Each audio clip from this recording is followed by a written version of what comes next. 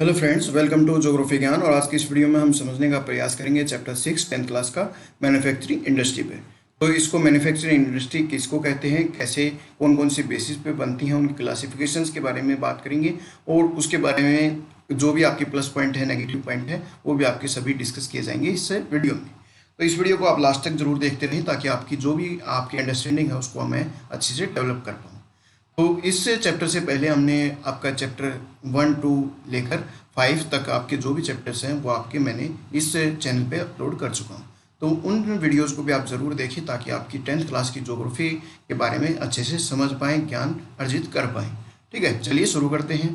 सबसे पहले आपको बता दूं कि मेरे बारे में मैं कौन हूं। तो मैं एजुकेटर हूं अनअकैडमी पर, मास्टर्स हूं ज्योग्राफी में सेंट्रल यूनिवर्सिटी ऑफ हरियाणा से, और मेरा मोटो है शेयरिंग नॉलेज की टू सक्सेस। तो इसी के तहत आपके साथ जो भी नॉलेज है वो शेयर कर रहा हूँ, इसी के तहत, इसी मोटो के तहत। अभी आपका मैन्युफैक्चरिंग जो इंडस्ट्रीज़ हैं वो मैन्युफैक्चरिंग को समझने का प्रयास करते हैं। सबसे पहले जो भी आपके रॉ मटेरियल है, रॉ मटेरियल को आप कन्वर्ट कर देते हैं वैल्यूएबल प्रोडक्ट्स में। तो वो आपका प्रोसेस होता है, वो मैन्युफैक्चरिंग इंडस्ट्री का ही होता है। ठीक है, जैसे कि आपकी गुड्स हैं, लार्ज क्वांटिटीज़ हैं, उसको प्रोसेस करने के बाद रॉ मटेरियल को प्रोसेस करने के बाद आप वैल्यूएबल प्रोडक्ट में कन्वर्ट कर देते हैं। फॉर एग्जांपल आपका जो पेपर है, वुड को प्रोसेस करने के बाद हम पेपर में कन्वर्ट कर देते हैं। आपको पता होगा कि पेपर है वो वुड से ही बनता है, लकड़ी से बनता है। ये अगर नहीं पता है तो आपको जानना चाहिए। अभी जान लिया आपने। अभी शुगर है, शुगर केन से बनती है, गन्ने से बनती है। आयरन एंड स्टील है, वो आयरन ओर से बनती है। तो ये आपकी प्रोडक्ट्स हैं, वो आपके देखने को मिलते हैं। अभी इकोनॉमिक स्ट्रेंथ की बात करें, किसी भी कंट्री में इकोनॉमिक जो स्ट्रेंथ है वो भी आपकी मेजर की जाती है डेवलपमेंट ऑफ मैन्युफैक्चरिंग इंडस्ट्री पे। जैसे भी आपकी जिस कंट्री की मैन्युफैक्चरिंग इंडस्ट्री अच्छी होगी तो उस कंट्री की इकोनॉमिक स्ट्रेंथ भी अच्छी होगी, उससे उसका डेवलपमेंट भी अच्छा होगा। तो ये सभी चीज़ें आपकी मैन्युफैक्चरिंग इंडस्ट्री पे डिपेंडेंट रहती हैं। इंपॉर्टेंस की बात करते हैं तो इंपॉर्टेंस आपकी मैन्युफैक्चरिंग इंडस्ट्री की क्या रहती है, वो आपकी मुद्दा रहा। तो जो आपकी मैन्युफैक्चरिंग इंडस्ट्री है वो आपकी एक तरीके से बैकबोन कही जाती है किसी भी कंट्री की, किसी भी जर्नल और इकोनॉमिक डेवलपमेंट की। क्योंकि आपका जो मैन्युफैक्चरिंग इंडस्ट्री है वो बहुत ज़्यादा सेक्टर्स को इंक्लूड करके चलता है, उसको क्लब करके चलता है। आपको कैसे बात करें तो मैन्युफैक्चरिंग इंडस्ट्री की बात करें तो आपके जो भी मॉडर्नाइजेशन हुआ है आपके एग्रीकल्चर में, तो वो टूल्स है आपके मैन्युफैक्चरिंग इंडस्ट्री में बनते हैं। और कोई टूल्स हैं जो आपके हायर सेक्टर को दिए जाते हैं, वो भी आपकी मैन्युफैक्चरिंग इंडस्ट्री पे डिपेंडेंट रहते हैं। ठीक है, कोई भी इक्विपमेंट्स हैं वो आपके मैन्युफैक्चरिंग इंडस्ट्री पे डिपेंडेंट रहते हैं। अगर आप ध्यान से देखें तो जो भी आपकी हैवी डिपेंडेंसी है, ज़्यादातर जो भी आपकी हैवी डिपेंडेंसी है उसको कम करने के लिए, जैसे कि आपकी एग्रीकल्चर सेक्टर की बात करें तो एग्रीकल्चर सेक्टर में पुराने समय आपके ज़्यादातर जो यूज़ किए जाते थे वो आपके लेबर की जाती थी, लेबर के द्वारा ही सभी काम ऑर्गेनाइज किया जाते थे। लेकिन आज के दिन जो एग्रीकल्चर सेक्टर में आपकी इनकम जनरेट अच्छी हो रही है और दूसरा आपका जो लेबर है, वर्क फोर्स है, वो भी आपकी कम लग रही है। वो किसकी वजह से? वो मैन्युफैक्चरिंग इंडस्ट्री की वजह से। वो कैसे? मैन्युफैक्चरिंग इंडस्ट्री के बिहाफ पे ही जो भी आपकी टूल्स हैं, आपके मॉडर्नाइजेशन हुआ एग्रीकल्चर में, आपके पास ट्रैक्टर्स आए, आपके पास और टूल्स आए, आपके बीज बोने के या और कोई चीज़ें आपके पास इसी वजह से आई, मैन्युफैक्चरिंग इंडस्ट्री की वजह से आई, जिससे आपका जो भी आपका एग्रीकल्चर में इनकम लग रही थी, इनकम है वो आपकी हाई होगी, आपका जो कॉस्ट लग रही थी वो कम हुई। ये सभी चीज़ें, आपके आउटपुट है वो अधिक हुआ। वो किसकी वजह से हुआ? आपका मैन्युफैक्चरिंग इंडस्ट्री पे। दूसरा जो जॉब्स आपकी, जो भी आपकी रिमेनिंग पर्सनस रह गई, रिमेनिंग लेबर रह गई, उसको काम भी मिला सेकेंडरी और टर्सरी सेक्टर में। तो ये सभी चीज़ें आपकी मैन्युफैक्चरिंग इंडस्ट्री पे ही डिपेंडेंट रहती हैं। इंडस्ट्रियल डेवलपमेंट की बात करें तो इंडस्ट्रियल डेवलपमेंट जो भी आपकी अनएम्प्लॉयमेंट है, पॉवर्टी है, उसको रोज़गार कहाँ मिलता है? ज़्यादातर आपका मैन्युफैक्चरिंग इंडस्ट्री में। क्योंकि ये तो है नहीं कि कंट्री में सभी लोग जो हैं वो पढ़े लिखे होंगे, वो हायर सेक्टर में आपकी अपनी जो भी सेवाएं हैं वो देंगे। आपके कुछ ऐसे पर्सन्स होते हैं जो आपकी लेबर है, जो जिसको काम करने की जो आपकी कैपेबिलिटीज़ हैं वो ज़्यादा नहीं होंगी, आपकी ज़्यादा उसको समझ नहीं होगी, तो वो मैन्युफैक्चरिंग इंडस्ट्री में कोई काम करेगा। तो वो आपका पॉवर्टी कम करने में, अनएम्प्लॉयमेंट कम करने में भी आपकी इंडस्ट्रियल डेवलपमेंट काफ़ी काम आता है। एक्सपोर्ट की बात करते हैं तो मैन्युफैक्चरिंग जो गुड्स हैं आपका ट्रेड करते हैं हम, कॉमर्स करते, ट्रेड एंड कॉमर्स से बात हुई या फॉरेन एक्सचेंज की बात हुई।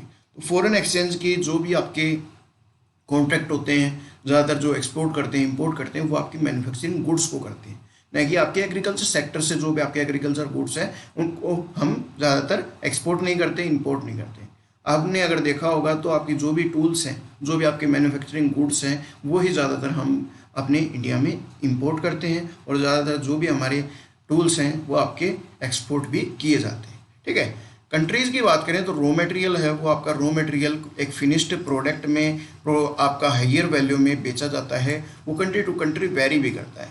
फॉर एग्जांपल आपका हाइयर वैल्यू में, आपका प्रोस्पेक्टिव वैल्यू में फिनिश्ड गुड हमारा सेल किया जाता है, वो किस वजह से, क्योंकि हमें उसमें कुछ प्रोसेस किया, प्रोसेस करने के बाद वो फाइनल आउटपुट हो गया, उसको डायरेक्ट कस्टमर है वो यूज़ कर सकता है। तो कस्टमर यूज़ करेगा तो उसके जो, अगर इसको कंपैरेटिव एनालाइज करें, रॉ मटेरियल है, रॉ मटेरियल की जो कॉस्ट होती है उसके बजाय आपका जो फिनिश्ड प्रोडक्ट है उसकी कॉस्ट बहुत ही ज़्यादा हाई होती है। तो ये आपका मिलता है, ये चीज़ें आपकी देखने को मिलती हैं। इंडस्ट्री की कहाँ लोकेशन होनी चाहिए, ये भी आपके कुछ फैक्टर्स होते हैं। कहाँ पर आपकी ज़्यादातर जो इंडस्ट्री है वो बने, ये भी आपका बहुत इंपॉर्टेंट रोल होता है। तो सबसे ज़्यादा जो इंडस्ट्री की लोकेशन डिसाइड की जाती है उसमें ये देखा जाता है कि अवेलेबिलिटी ऑफ रॉ मटेरियल अच्छी है क्या, आपकी वहाँ पर लेबर मिल जाएगी क्या, कैपिटल वहाँ पर है, पावर और मार्केट, ये सभी सेक्टर्स अगर होंगे तो वहाँ पर आपकी इंडस्ट्री डेवलप हो जाएगी।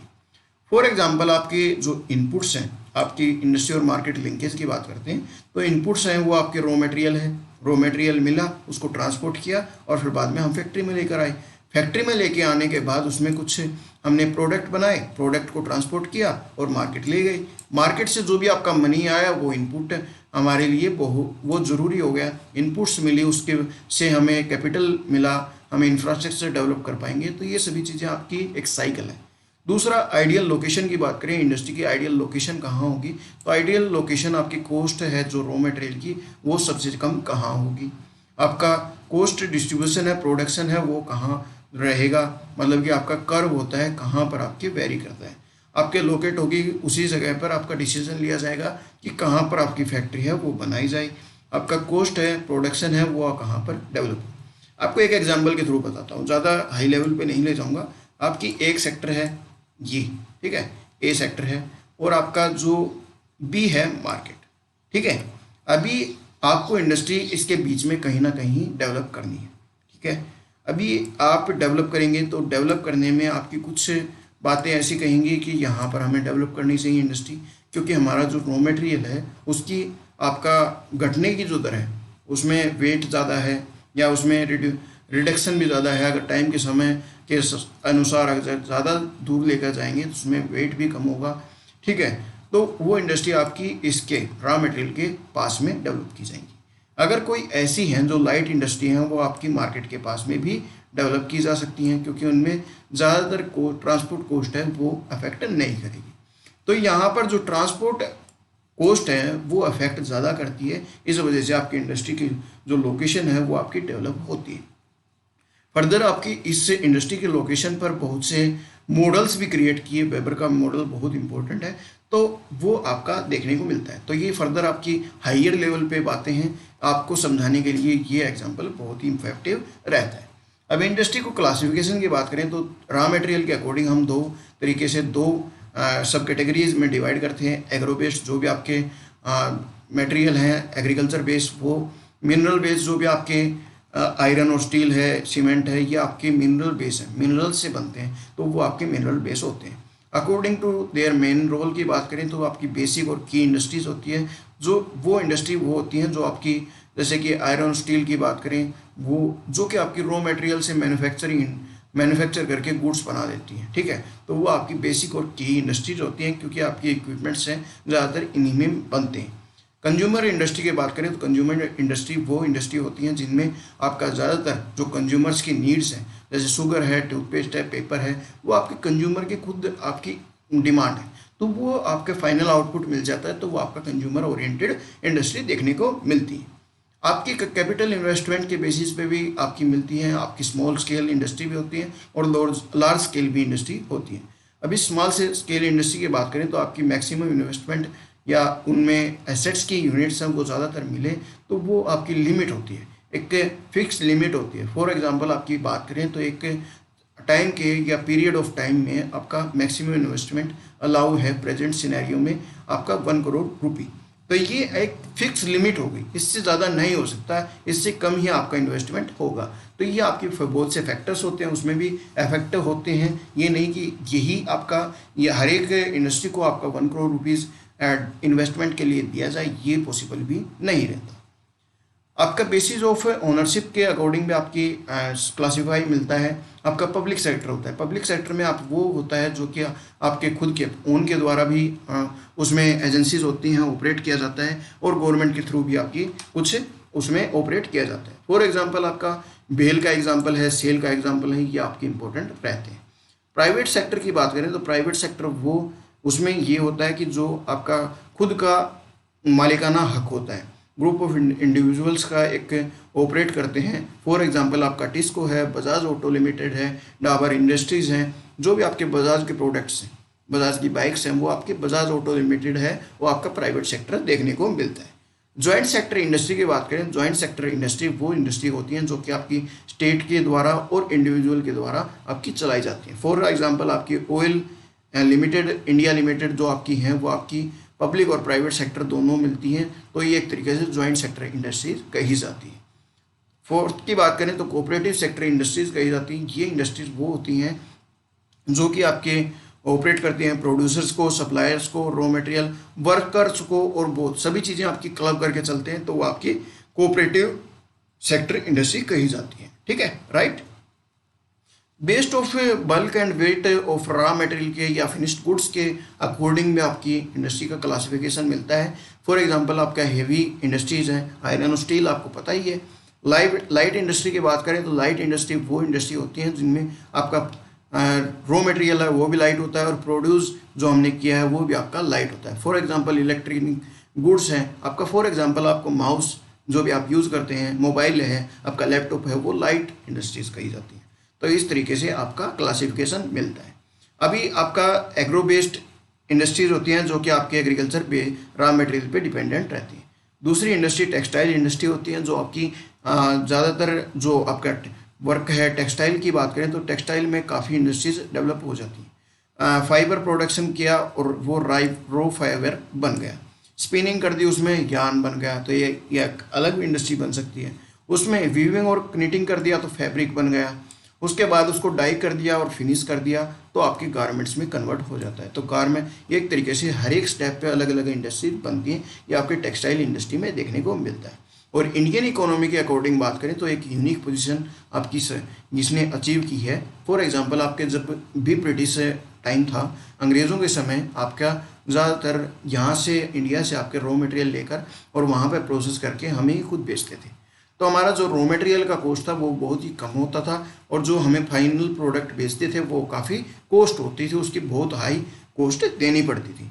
तो उससे ये होता है कि आपकी जो भी रॉ मटेरियल की जो कंट्री है, जैसे इंडिया है, उसका ज़्यादा विनाश हुआ, ज़्यादा नाश हुआ, उसमें जो भी आपका पैसा है वो पैसा नहीं मिलता और बहुत ही कम दाम पे उसको बेचना पड़ता था। और जो आपकी इंग्लैंड थी, वो इंग्लैंड ज़्यादातर आपके इंफ्रास्ट्रक्चर्स वहाँ डेवलप की, इंडस्ट्री डेवलप की, एम्प्लॉयमेंट जनरेशंस की, और फॉरेन एक्सचेंज से अर्निंग भी उसने की। तो एक तरीके से जब भी आपकी सोने की चिड़िया जो इंडिया है, उसका नाम आज के दिन सोने की चिड़िया नहीं रही, वो किन की वजह से? ब्रिटिशर्स की वजह से। तो ये आपके कारण इसी वजह से मिलता है, क्योंकि उन्होंने आपका रॉ मटेरियल ले जाकर वहाँ पे फिनिश प्रोडक्ट में चेंज किया और काफ़ी इफेक्टिव अर्निंग्स भी की, तो वो देखने को मिलता है।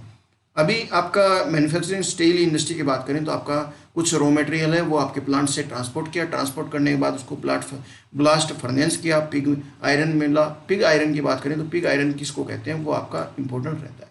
तो पिग आयरन उसको कहा जाता है जो भी आपके मोल्टन मटेरियल्स है, पिघला हुआ जो भी आपका जैसे अब फॉर एग्जांपल स्टील है, उस स्टील के लिए आपके जो भी कंपोनेंट्स हैं उनको अगर हम एक पिघले हुए पदार्थ में रख लेते हैं तो आपका पिग आयरन कहा जाता है। ठीक है, तो आयरन को आप कर लेते हैं।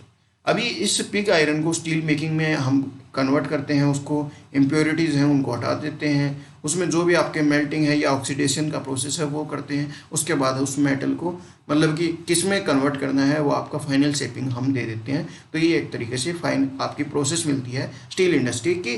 ठीक है, राइट। अभी कॉटन इंडस्ट्री की बात करें तो कॉटन इंडस्ट्री भी बहुत इंपॉर्टेंट रहती है। जूट इंडस्ट्री है, जूट पे डिपेंड करती है। शुगर इंडस्ट्री है, वो आपके में शुगर पे डिपेंड करती है, शुगर केन पे डिपेंड करती है। मिनरल बेस्ड इंडस्ट्री है, जो भी आपके मिनरल प्रोडक्ट्स हैं उन पे अगर कोई इंडस्ट्री बनाई जाती है तो मिनरल बेस्ड इंडस्ट्रीज बनती है।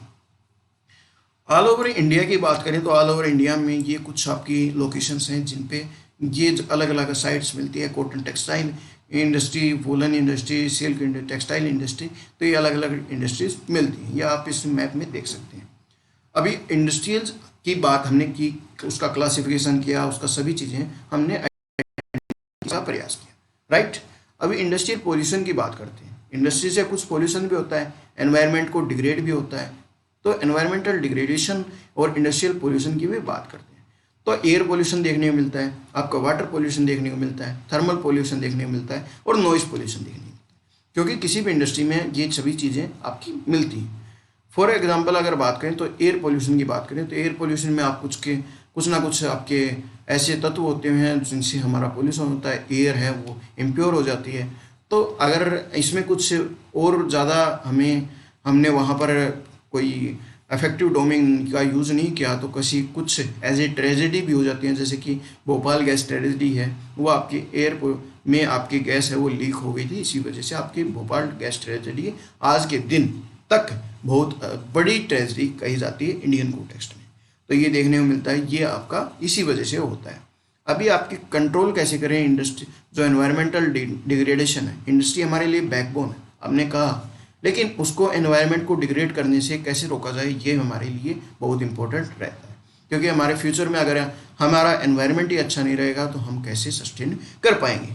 तो जो सस्टेनेबल डेवलपमेंट गोल्स हैं, कई मिलेनियम डेवलपमेंट गोल्स हैं, वो भी आपके डेवलप किए गए ताकि जो एनवायरनमेंट डिग्रेड हो रहा है उसको कम किया जा सके।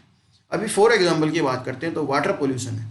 वाटर से जो हम यूज़ किया फैक्ट्री में, इंडस्ट्री में यूज़ किया, उसको बाद हम उसको वेस्ट कर देते हैं या उसको बाहर आउट कर देते हैं। तो उस आउट वाटर को हम अगर उसको इम्प्योरिटीज़ को हटाकर उसको रिमूव कर और हम उससे में कुछ फिल्टर्स लगाकर फिर रीयूज़ कर लें तो हमारे लिए बेहतर रहता है। तो एक तरीके से ये साइकिल हो जाएगी, आपकी वाटर है वो वाटर फिर इम्प्योर वाटर आपके फ्रेश वाटर में कन्वर्ट हो जाएगा, फिर से हम इंडस्ट्रीज़ में यूज़ कर सकते हैं। तो ये चीज़ें हमें करनी चाहिए, हर एक डोमेन में करनी चाहिए, तो ये चीज़ें आपकी रहती हैं। आपको इस वीडियो में मैन्युफैक्चरिंग इंडस्ट्रीज से रिगार्डिंग जो भी आपके बेसिक कॉन्सेप्ट्स हैं वो डेवलप किए मैंने। क्या होती है मैन्युफैक्चरिंग इंडस्ट्रीज वो आपके साथ मैंने डिस्कस किया। क्लासिफिकेशंस की बात की, किस आधार पे आपके क्लासिफिकेशन मिलता है वो भी आपके साथ डिस्कस किया। दूसरा, हमने कुछ पॉजिटिव आपके एस्पेक्ट्स भी रखे, नेगेटिव एस्पेक्ट्स भी रखे, वो सभी चीज़ें रखकर आपको ये चैप्टर पूरा समराइज वे में मैंने डिस्कस किया। तो आपको ये वीडियो कैसी लगी, आप ज़्यादा से ज़्यादा लाइक करें, शेयर करें अपने दोस्तों के साथ, और इस चैनल को सब्सक्राइब के साथ साथ बेल आइकन भी प्रेस कर लें। और आपने सब्सक्राइब कर रखा है तो बहुत बहुत थैंक यू, धन्यवाद आपका अभी तक वीडियो देखने के लिए। और आपका ऐसे ही सपोर्ट रहा तो आगे भी अदर एनसीईआरटीज़ की भी मैं समरी प्रोवाइड करूँगा। धन्यवाद, जय हिंद।